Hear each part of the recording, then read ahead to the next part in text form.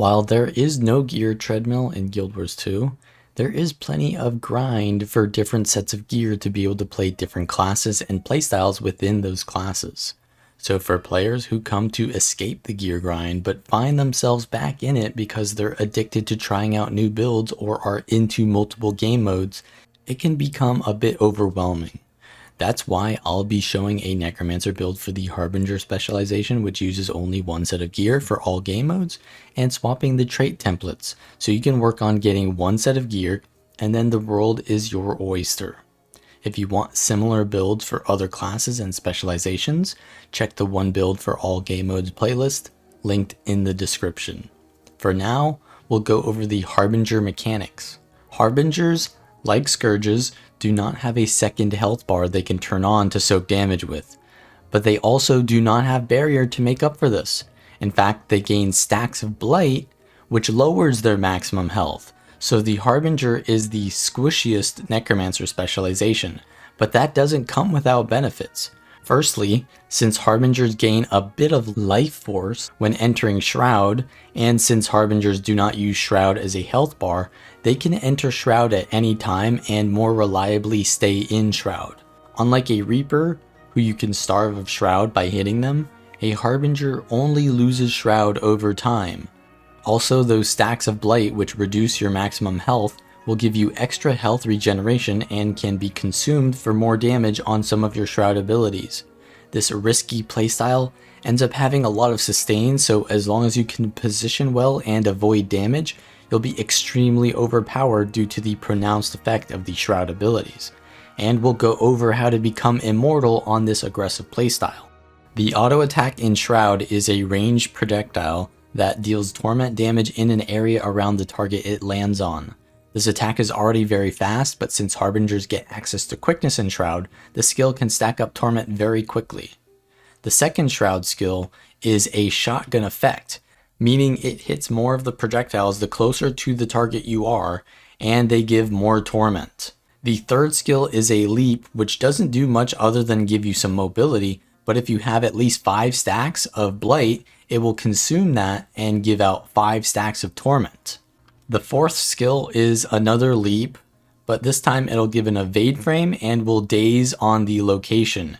If you have more than 10 stacks of Blight, it'll give 5 torment for a longer duration.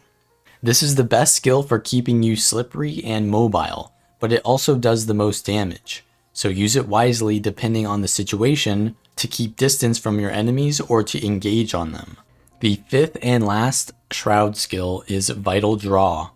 This creates a ring that pulses float on enemies inside the area. This is an extremely long control effect which can be used defensively to stop any pursuers, or it can be used aggressively because this build revolves around Torment, and Torment deals more damage when the target is not moving. Elixir utility skills will also interact with your Blight stacks. They give an effect when cast, and another effect in the area that the elixirs are thrown at. Enemies in the area will be damaged and inflicted with conditions, and if you have more than the Blight threshold, it will consume Blight. However, if you're in the area where the elixirs land, you will gain more Blight. When you gain or lose Blight, your health percentage always stays the same, but your max health will change. So healing that you gain when your maximum health is lower is a greater percentage of your health than when your maximum health is higher. And when you lose Blight stacks at lower percentages, you gain less absolute health than you would at higher health percentages. This means that if you're ever in a situation where you're low health, losing Blight stacks doesn't actually give you much health, but the absolute healing from having Blight will definitely come in handy. So you want to have at least 2 non-elite elixir utilities to easily manage your Blight, and it is almost always better to cast your elixirs at your feet to gain Blight. So try to stand next to enemies to give yourself Blight and hit them with the elixir. To get the most sustain, you want to use your heal skill when you have high stacks of Blight and low health, because it will heal a greater percentage of your max health, and then you can enter Shroud and immediately consume your Blight stacks with the 3 and 4 skills, which will translate to a higher absolute health total. Also, Vitality is nice to have so that when you are getting high Blight, you still have a decent buffer of health, which is why we'll be using full Celestial gear, because the Harbinger is the only Necromancer spec that can use the boon duration, healing, and hybrid stats to its fullest potential. Tormenting runes will increase the duration of torment, which is the main damaging condition we'll be using, and it will give more regeneration to supplement the blight healing. Also, I use peach pie consumables because the extra vitality is nice, and the 80 health per second adds more sustain. We want so much sustain that we out-heal any damage we take. Take a pistol with Torment Sigil and a Warhorn with Earth Sigil. These will add much more damage over time and serve as your aggressive weapon set. The Warhorn also gives swiftness and more healing. Then take a staff with energy and cleansing sigils, which can be used as your defensive set. These on-weapon swap sigils will also trigger when going into Shroud so long as the 9-second cooldown has passed, so you can stay in staff but keep going in and out of Shroud when under pressure. For open world PvE, the traits I take are Soul Reaping and Curses. Since this is a hybrid build, we can take advantage of the great synergy of Vulnerability. And because Vital Persistence will give you more health and increase your incoming healing by 20%, we'll be able to get a lot of sustain because we have so many sources of healing that this will improve. Then take Eternal Life, because being in Shroud is so powerful, you want to optimize how long you're in it, and Eternal Life will give you so much life force that you never have to worry about it. Doomfire does some nice added damage on the Shroud auto attack, but the duration is kind of low and it's only on the auto attack, and you'll be starving yourself of Shroud, so it generally does more good to have more access to Shroud rather than having a more powerful but scarcer Shroud. In Curses, I take Plague Sending, which will transfer conditions from you to an enemy on your first hit after entering Shroud. This works well with the Master of Corruption trait because when using Blood as Power, you will gain long stacks of bleeding and torment, and while you can easily survive with these on you, you will be able to do more damage when transferring them away. Parasitic Contagion heals for a percentage of condition damage dealt. This adds on to the already high sustain to make it have incredible survivability. In Harbinger, the Vile Vials trait isn't necessary since you stay in Shroud so long, so you can take Septic Corruption for added damage. While the extra condition duration is nice on Dark Gunslinger, I go for the Implacable Foe trait because your weakness as a Harbinger is being locked down, and the stability gives you much more control to position and survive being locked down. Finally, take Deathly Haste, which pulses quickness and fury to you and nearby allies when in Shroud. This amounts to near permanent quickness depending on how long you stay in Shroud, and helps out allies, making it great for group content. Your big damage comes from Blood as Power, and transferring it with either the Staff 4 or going into Shroud. Pistol 2 does a lot of damage, and so does Shroud 2, or your Shroud 3 and 4 when you have enough Blight stacks to consume that for the extra torment. If you're just pushing out damage in a low pressure situation, you can camp the pistol to get the sigils to keep triggering, but in a more reactive situation, you'll need to swap to your staff because it allows you to keep attacking while running away, while pistol needs you to be facing the target. So in a normal situation, you'll want to go in with your staff 2, 3, and 5, use Blood as Power, and then transfer the conditions, then swap to pistol, use the 2, and all of your elixirs. Use the heal elixir last, and then you'll go into Shroud, use the 2 skill, and the 3 and the 4 to get rid of that Blight stacks and do as much damage as you can. And then just use the Shroud 2 off cooldown, and use the Shroud 5 if you need to CC enemies, and just keep auto attacking in between. When you're about to leave Shroud, you can use your Blight up again, and use your 2, and then swap back out, go back to your pistol 2, and just repeat. In World vs. World, you get countered by a lot of projectile reflect and being focused in larger fights, so you should stick to smaller scale roaming. Take Speed of Shadows to remove movement inhibiting conditions when you enter Shroud. The one thing that will always get you killed is Immobilize, so this is the most important trait to prevent that from happening. Take Doomfire because Eternal Life isn't nearly as strong in World vs. World as it is in PvE. And then in Curses, take Path of Corruption, which will corrupt boons into conditions with your Shroud 2 to knock down other classes' sustain. Then take Weakening Shroud, which will periodically weaken enemies you critically hit, and will create an enfeeble around your location when entering Shroud, which will corrupt boons and give weakness. Using Shroud on top of your enemies is very important because this enfeeble can really pressure enemies and prevent them from bursting you, since Harbingers are weak to power damage and weakness counters power. Then take Vile Vials for more sustain. The elixir utility I use in World vs. World is Elixir of Bliss for the condition cleanse and the boon corruption, but you can take Corrosive Poison Cloud if you need Projectile Reflect. Then take the Fleshworm and Spectral Walk package, which are invaluable for survival and mobility.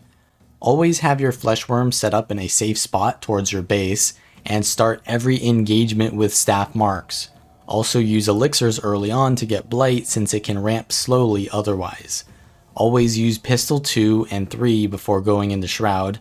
If you can go into Shroud on top of them, it will help to bait out dodges because you want to land your vital draw. Counting dodges is pretty important for Harbinger because it's more of a roamer playstyle with clear burst windows. Since the Shroud 4 is kind of hard to land on moving targets, generally wait until you see them dodge to use it, then use Vital Draw and blast them with the 2 skill. Otherwise, just spam your auto attack because it's reliable pressure that can't be ignored. Positioning is extremely important since you don't have a second health bar. Use your staff marks to poke enemies before you fully engage. Use the instant ground targeting and allow skill retargeting options so that you never miss your staff marks. Just keep your cursor on them and it will be easy to land. Entering into Shroud is a huge power spike because you get stability, quickness, transfer conditions, and drop a weakening Shroud. You want to make sure that your timing for entering Shroud is perfect because it isn't used as a second health bar anyways. Generally, it's best to enter Shroud as soon as your enemy gets aggressive on you because the way to counter a Harbinger is to kite them and get away from them when they use their elite elixir and enter Shroud, and then re-engaging after they use most of their powerful Shroud skills. Being near a Harbinger during those times is extremely dangerous, so you don't want to do it too preemptively or they'll just walk away. Likewise, as the Harbinger, you want to stay safe and use your staff marks to keep distance and then go into Shroud and use your high value skills or just pressure with the auto attack. After a while of being in Shroud, you'll want to create distance again so you can use your 3 and 4 to get away before leaving Shroud again and then maintaining that distance for your ranged abilities. In PvP, there is no celestial gear, so we'll use the Carrion Amulet with Ore Rune. This gives the most amount of health, which makes up for you being pretty squishy. Also, because there is no regeneration from tormenting runes in PvP, we'll need to make up that sustain somewhere else.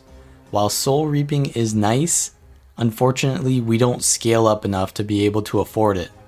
Blood magic is much better because the little bits of life stealing represent much more in the watered down balance of PvP, and because we can get regeneration again with the Mark of Blood on dodge.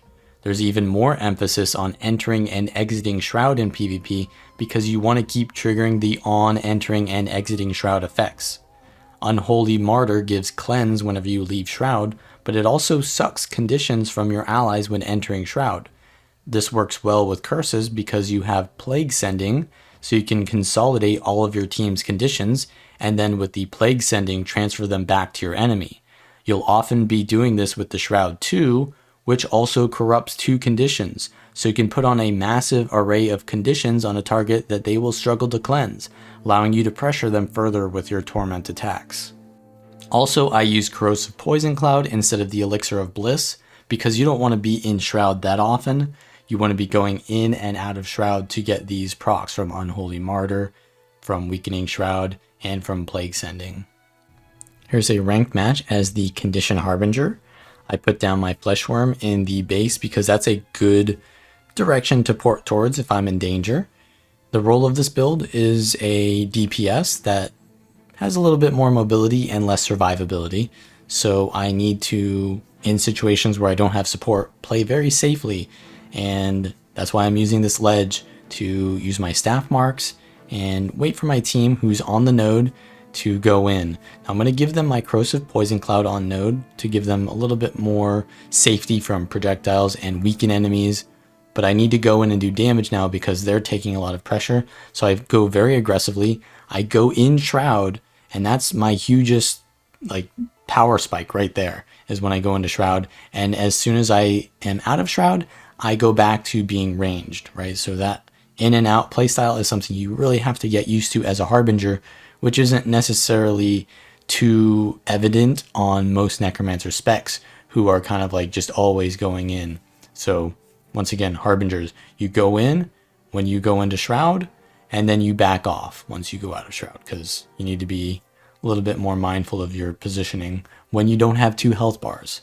Now my ally is down here. I have blood magic, which keeps them alive a little bit long enough to rally them. And now my Willbender and I are going to go on their Harbinger pretty hard. My Scrapper, though, is staying on the node by themselves, and they're going to die because I think their Chronomancer just bursted them. But they own the node, so we need to go for kills. And for that reason, we're chasing the Harbinger off the node. I throw down my Corrosive Poison Cloud, which will prevent healing and reviving so that we can secure the down here. And I'm using all my damage. We do get a little bit of pressure here, and we are going to be getting respawns because we're at their respawn point.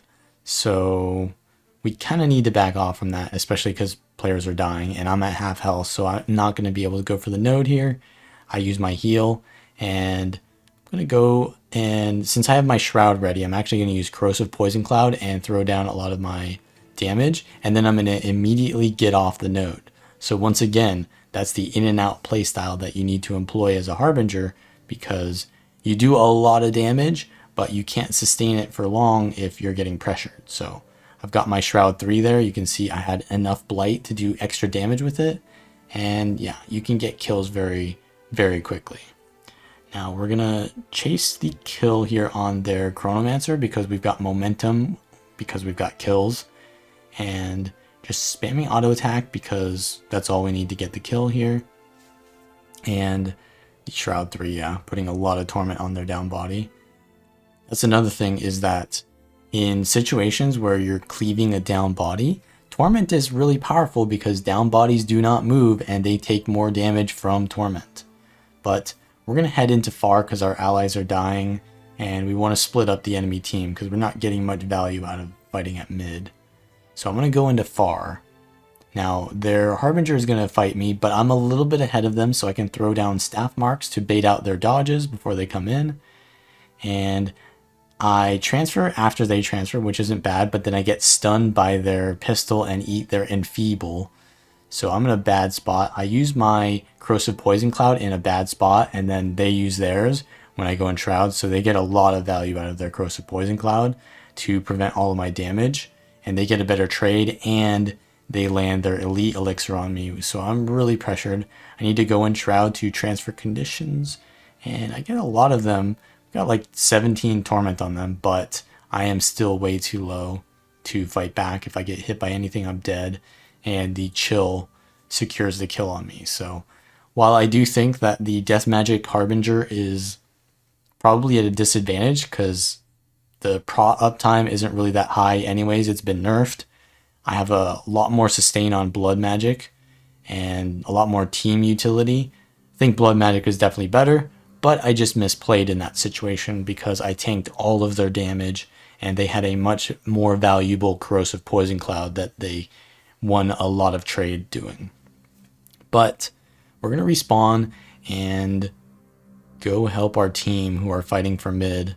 So we're still pretty far ahead, but yeah, that misplay was going to set us back a little bit. So I'm going to pressure their Bladesworn with my Pistol 2 and all my staff marks. I'm not using my Shroud yet, but as soon as their Firebrand jumps on top of me, I Corrosive Poison Cloud so that if they want to keep pressuring me, they need to stand in that, and then I can Shroud. So that's a really good time to use your Shroud, is when you have your Corrosive Poison Cloud up, because it gives you a good amount of defense so you can go aggressive and not get punished too hard. Now I'm going to go back into far because our team is kind of dying here. We've been outnumbered because our team is staggered. While I was dead, they were dying, and now while they're dead, I don't want to die. So I leave and go far. to try to get the decap, and I'm just going to full cap it while I'm here. Now, one thing that's important is discerning between your Shroud 3 and 4. The 3 is a lot easier to land and uses less blight to get the same amount of torment. Now the 4 skill, it does use this like 10 blight and gives you a longer duration of torment, but it's harder to land. So I feel like the 3 skill is a lot better to use aggressively because it's more reliable. And the 4 skill is like better to use more defensively because it has an evade frame on it. Though you can use both aggressively if necessary. So I go into Shroud here in melee range. I use my elixir first, and then I land my Shroud 3 and 4. So that's pretty huge right there. And that's going to give us a big advantage. But as soon as I run out of damage, I don't stay in theirs anymore. I use my Fleshworm to get out, and now I'm going to come back in. But they're kind of low as well. They have 25 blight, so they're going to be healing a lot. But I think I have the advantage because, yeah, I have blood magic and I didn't tank all their abilities. And now, as you can see here, I use my Corrosive Poison Cloud much better to prevent their Shroud. So the timing there is really important on the Corrosive Poison Cloud to prevent a lot of pressure. So I start winning, they decide to leave, and I'm going to cap the node. Now, instead of them dying, they're actually going to go and help their team. So that's one thing that's really important. You don't want to invest into fights and then die because now they get the objective and they get to rotate. But since the enemy Necro rotated out, I didn't get the kill on them, and now they can pressure my team at bottom buff. So we're actually losing this. And I'm going to try to prevent them from getting the cap here, but I'm heavily outnumbered, so I have to really kite here, use my Vital Draw around the line of sight, and I'm getting immobilized. I have to use my Elite to get resistance, and I have to use Staff Marks to get through the projectile block, just to stop them from capping it and stalling them long enough for our team to get around the map. But they are going to get the kill on me, which isn't the best for us, but since we have a lead and we're positioned to decap nodes, this isn't terrible. So I'm going to respawn, and since we're getting sides and their entire team was pretty much there, we'll probably try to head into mid to stall their team from splitting up. So I'm going to start pressuring their Chronomancer here. I have to kind of be careful from getting bursted, yeah, so I need to Fleshworm out. And now that there's like 3 or 4 here, maybe 2 chasing me, I'm just going to leave because, yeah, we have sides. Now the Chronomancer here, I'm going to put some weakness on them so they don't one-shot me. And I'm going to head into mid, just use the mobility there to get distance, and then use the Staff Marks once I do. They are not deciding to chase me though, so I'm just going to decap that and move on because we don't need to greed for the node. We need to make sure that our team doesn't die. I actually go into Shroud there, and I pull some conditions off my Chronomancer there so they don't die. And we're going to try to focus this Mechanist here. I land a really nice Shroud 3, but they're going to port out. Now, our team is losing far, so I know that they have someone capping far. So I'm going to put down my Fleshworm there just to be safe. And that's through line of sight as well, so I can port to a safe spot. And yeah, once I get immobilized by the Firebrand there, I'm able to get out because immobilize is pretty dangerous. Now, I put down Corrosive Poison Cloud on the node because they're going to try to cap it because they need to get the cap. But while doing that, they're taking a lot of damage from my Shroud auto attack, and the Mechanist actually goes down. Now, the Firebrand tries to prevent that with the Reflect, but I jump on the node during that time, and I've got like 16 Torment on the down body, which is going to give me a lot of pressure. I'm getting CC'd, but I get a Fear off, and I've got Poison now with the Mark, and I go into Shroud, use the Shroud 2, which does a lot of damage, and I use all of the 3 and 4, so we've got a lot of damage going out, and the Corrosive Poison Cloud as well, which is unblockable. Now their Harbinger comes in, and I've got 2 downs, so I need to cleave while also not dying instantly. But I use the Shroud 3, and that does a lot of damage. So you can see, if you're not getting pressured, and you're allowed to just do damage, because they went for the revive instead of going for the pressure, you can do insane damage. So just got to know when to play safe and when to play aggressively. But we're going to be able to get the 3rd kill here with the help of our Chronomancer. and the corrosive poison cloud preventing me from getting pressure there. So that is pretty much going to be the win there, because we've got 3 kills and our team, while that was happening, was outnumbering them and they won the rest of the map. So that's pretty much going to be the match 1. So that's how you play the Condition Harbinger. If you like this content, then like the video, subscribe for more. If you want to support me, you can share the video. You can support me on Patreon. I would greatly appreciate that. And I will see you all next time.